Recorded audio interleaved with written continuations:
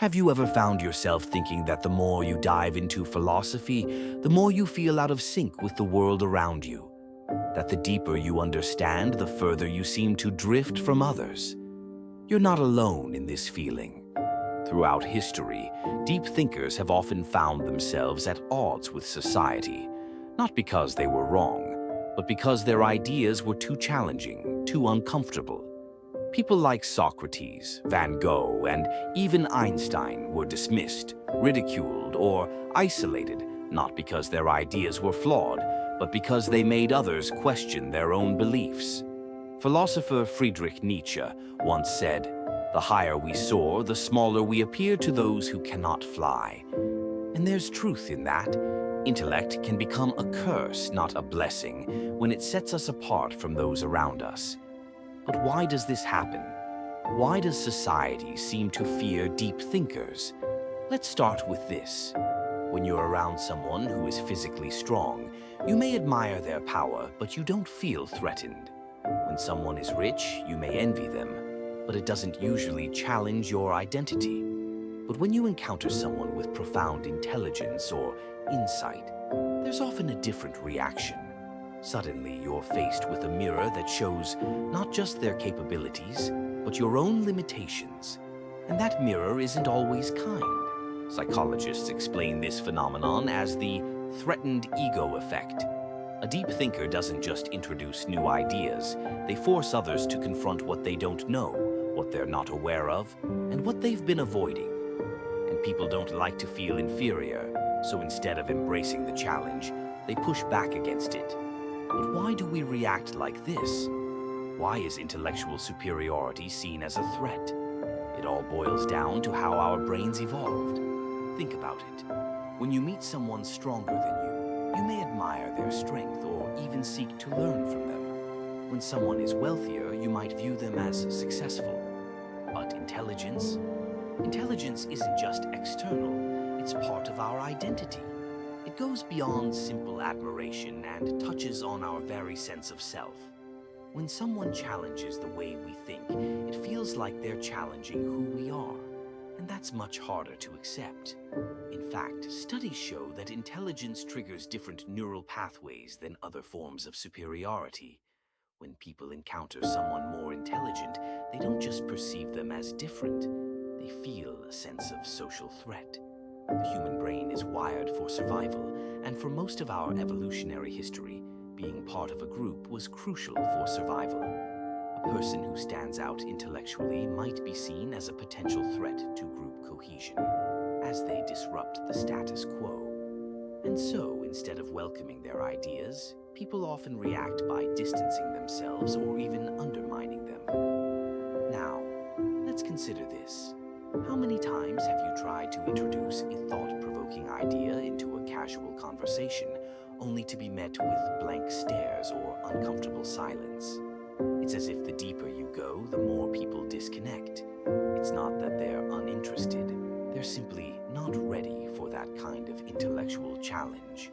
This is not a new phenomenon. In fact, it's part of a larger social mechanism that keeps things at the surface level, where it feels safe. When someone deeply intelligent enters a conversation, it's like they're opening a door to a room that others aren't prepared to enter. And naturally, the door gets shut again.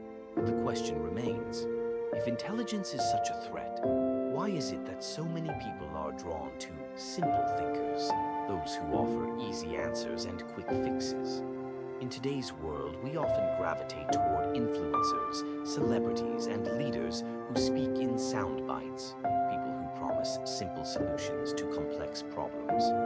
And the more these individuals avoid the difficult truths, the more they seem to appeal to the masses. The truth is, our brains are wired to prefer certainty. It's much easier to accept simplistic answers than to grapple with the complexity of reality.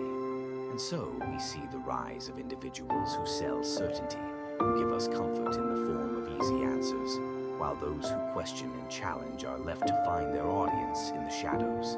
This pattern of resistance to intellectual complexity has only grown stronger in the digital age.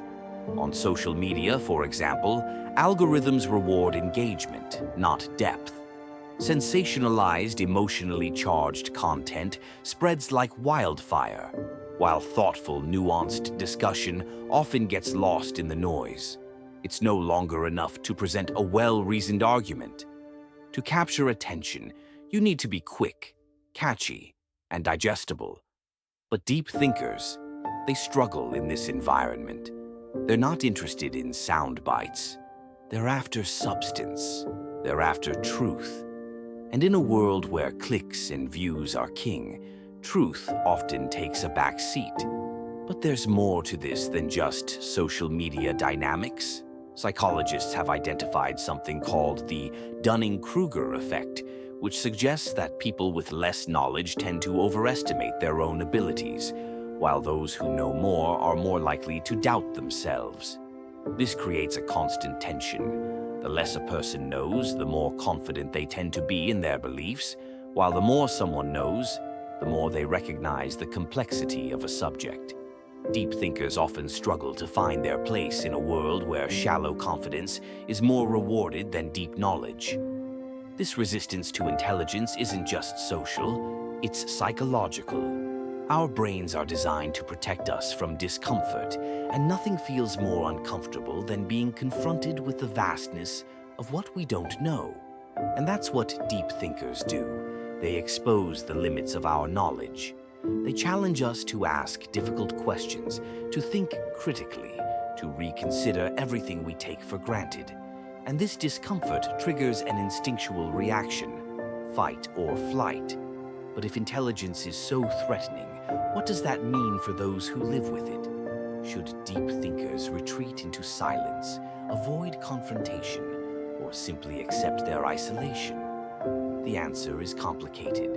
On one hand, it's crucial for deep thinkers to understand the forces at play in society, the ways in which their ideas might be met with resistance, and how they can navigate those dynamics.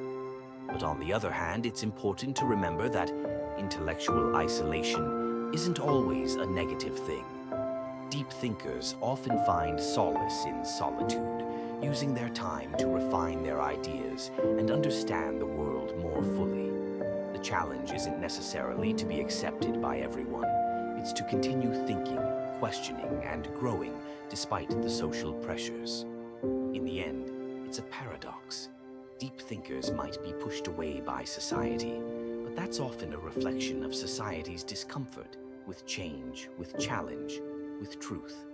And while this might seem like a burden, it can also be a gift, because, as Nietzsche reminds us, those who were seen dancing were thought to be insane by those who could not hear the music.